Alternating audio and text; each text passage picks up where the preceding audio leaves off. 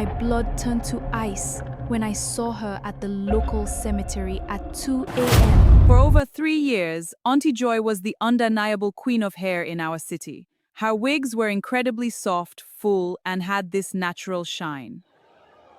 The most surprising part? Her prices were ridiculously cheap. People said she had a strong spiritual plug in India. I was just an ordinary student who couldn't afford luxury hair. When she offered me a part-time job, I thought God answered my prayers. Everything was going smoothly until last week.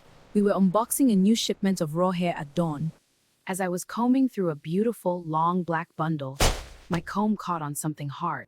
It was a tiny, dried piece of human scalp. And worse, it smelled faintly of formaldehyde and damp earth. Auntie Joy, what is this?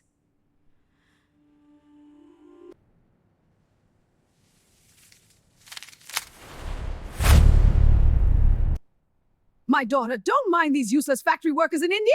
They just pack things roughly. Throw it away. I threw it away, but my spirit didn't settle. It smelled exactly like the morgue where we kept my late grandmother. 2 days later, the wife of our local chairman, Mrs. Victoria, lost her life in a road accident. The news left the entire community heartbroken.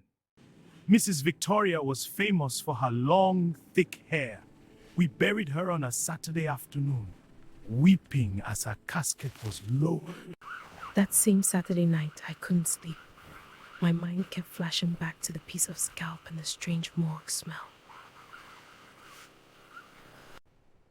Around 1:30 a.m., I heard the familiar squeak of Auntie Joy's gate opening right opposite mine. I peeked through my window and saw Salon stepping out, dressed in all black, carrying a heavy duffel bag. Something pushed me, a dangerous curiosity. I tied my wrapper, slipped on my bathroom slippers, and followed her from a safe distance. She walked fast, completely bypassing the main road, and took the bush path straight to the community cemetery. My legs were shaking. What is Auntie Joy doing here in the middle of the night?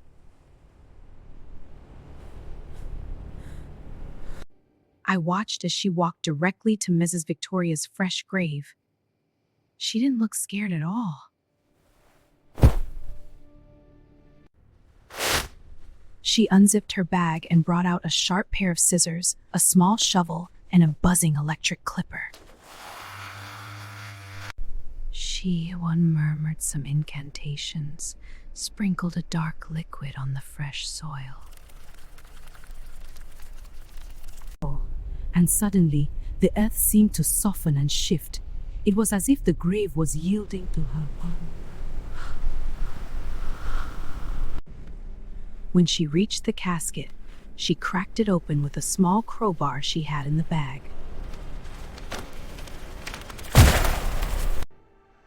I watched her lift Mrs. Victoria's lifeless head. The moonlight hit the dead woman's pale face.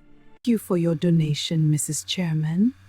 Your hair will fetch me a good 1 million naira on Monday. I was so paralyzed by fear that I accidentally stepped backward. The clipper stopped buzzing.